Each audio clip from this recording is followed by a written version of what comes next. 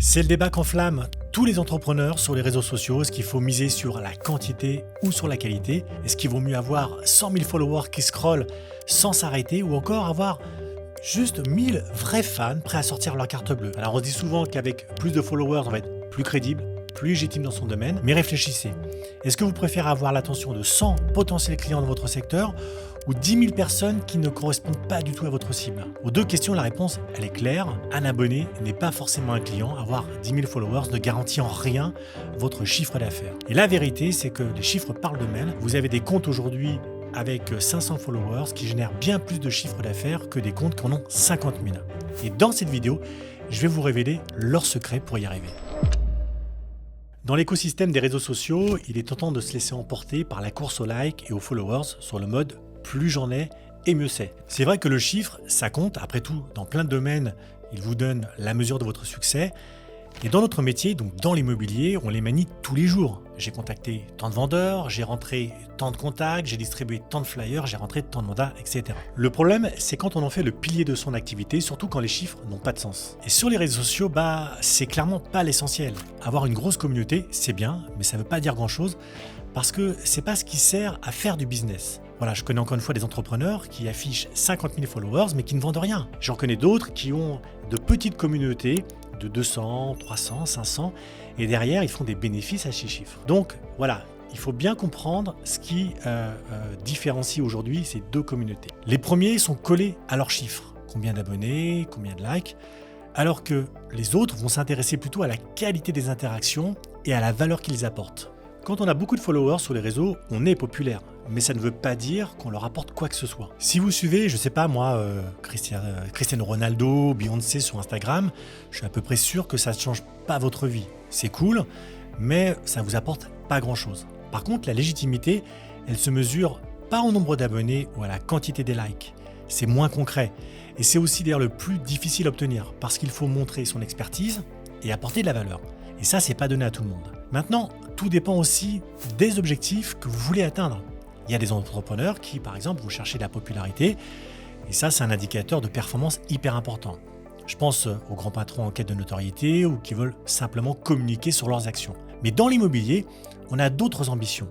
Ce qu'on veut aujourd'hui, c'est tisser des liens forts avec sa communauté, c'est inspirer confiance. Ce qu'on veut donc, c'est chouchouter ses contacts pour en faire des clients. Et là, le nombre n'a plus de sens. Avoir 10 000 followers ou en avoir seulement 100, en fait, peu importe.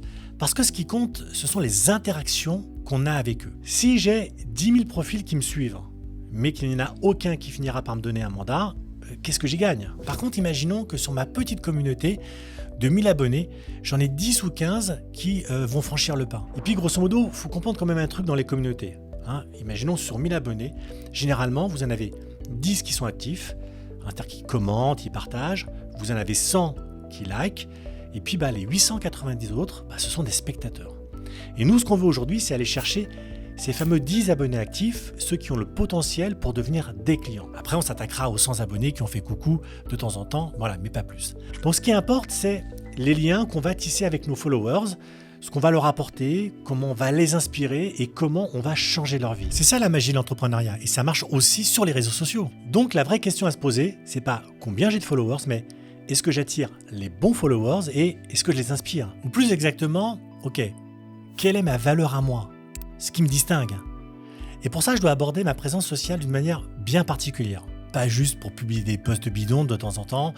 D'ailleurs, la même chose que mes concurrents, des mandats ou blabla sur les opportunités ou du lifestyle. Mais en réfléchissant pour chaque poste à la valeur que je veux apporter ou à la vision que je veux partager. Et cette valeur, elle va dépendre de plusieurs choses. Déjà de mon message, de ce que je veux dire à mes contacts, mais aussi de mon contenu qui doit correspondre aux besoins et aux attentes de ma cible. Et enfin, de mes leviers de communication. Je dois marteler mon message encore et encore sur les différents réseaux sociaux où je suis présent. D'ailleurs, tout ce que je vous dis dans ces vidéos, c'est valable pour n'importe quel réseau social, que ce soit Facebook, Instagram, LinkedIn, etc. Et donc à partir du moment où vous travaillez à construire une communauté pour l'engager, ce qu'il faut donc, c'est mettre au point une vraie stratégie sociale. Une stratégie donc qui se concentre sur la chose la plus importante, la valeur.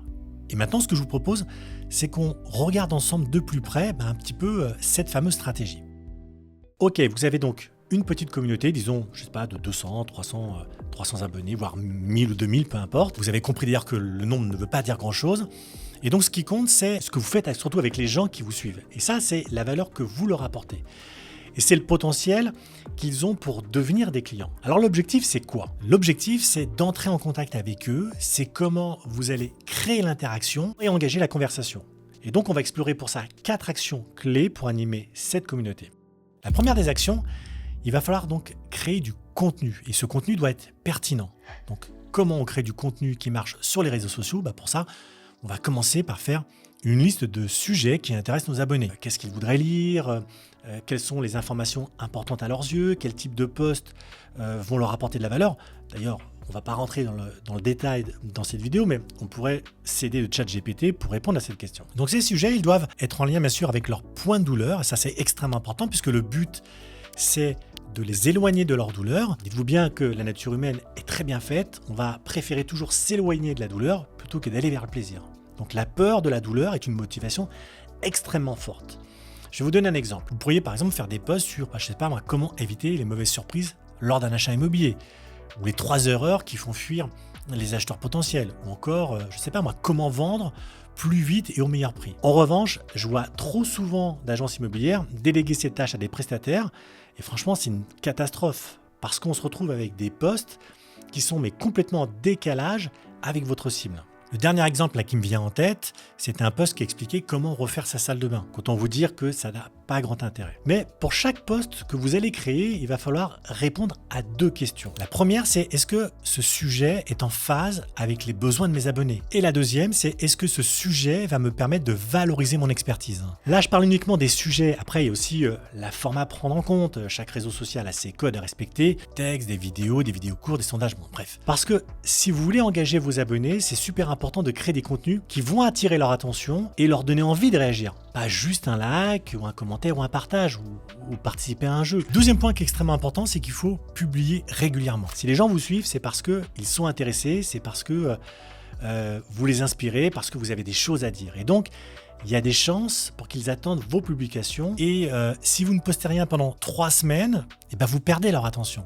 Parce que l'attention, ça se stimule, c'est un peu comme la pub. Si vous voyez une pub une seule fois, vous allez l'oublier. En revanche, si vous voyez la pub 10 fois de suite, elle va rentrer dans votre tête. Et donc, il faut absolument publier souvent pour stimuler l'intérêt des followers. D'ailleurs, l'algorithme joue un rôle extrêmement important là-dedans, puisque lui, son but, c'est de donner à l'internaute ce qu'il a envie de voir. Donc, si vous publiez souvent, vos abonnés seront plus engagés, et plus ils seront engagés, et plus vos posts seront mis en avant par l'algorithme, et plus ils seront vus, y compris par des internautes qui ne vous suivent pas encore. La troisième chose, c'est qu'il faut faire vivre votre communauté. Les likes, les commentaires, les partages, c'est déjà bien. Ça montre que votre communauté est présente et active, mais ça ne suffit pas. Parce que ce qu'on veut, c'est de l'abonné qui se convertit en futur client. Et peu importe si ça prend 6 mois ou 2 ans.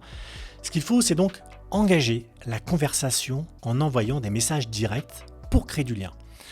Pour ça, votre communauté, il faut la faire vivre.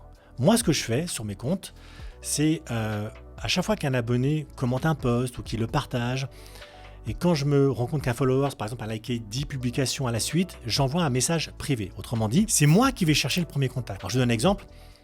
Par exemple, je vais dire, voilà, bonjour, j'ai vu que tu as commenté mon post, ta réaction m'a paru très pertinente, et là, je pose la question, qu'est-ce qui a attiré ton attention, et blabla. Voilà. En gros, ce que je fais, c'est que je tends la main à mon abonné, ou à mes abonnés qui sont manifestés, et l'idée, c'est d'essayer d'aller plus loin avec lui que juste de le remercier par un like ou que sais-je. Et franchement, ça a des résultats qui sont extrêmement bons parce que je pense que les gens ne s'attendent pas forcément à ça, justement, ou s'attendent souvent à ce qu'il n'y ait pas de suivi ou que ce soit des machines qui gèrent de trucs derrière. Et donc là, pour le coup, il y a un vrai humain qui répond et qui essaie d'engager quelque chose avec eux. Enfin, la quatrième, il faut donc, voilà, parce qu'on parlait d'engagement, engager sa communauté. Donc l'objectif, c'est donc de provoquer à la suite de ce contact un appel téléphonique. Et donc l'idée derrière, c'est de vendre votre offre ou de faire une estimation. Alors ici, je ne parle pas seulement des interactions de base, c'est-à-dire les commentaires ou les partages. Non, le but du jeu, c'est encore une fois de générer des prospects et c'est bien là l'information qu'il faut avoir en tête. En gros, le but, c'est de prendre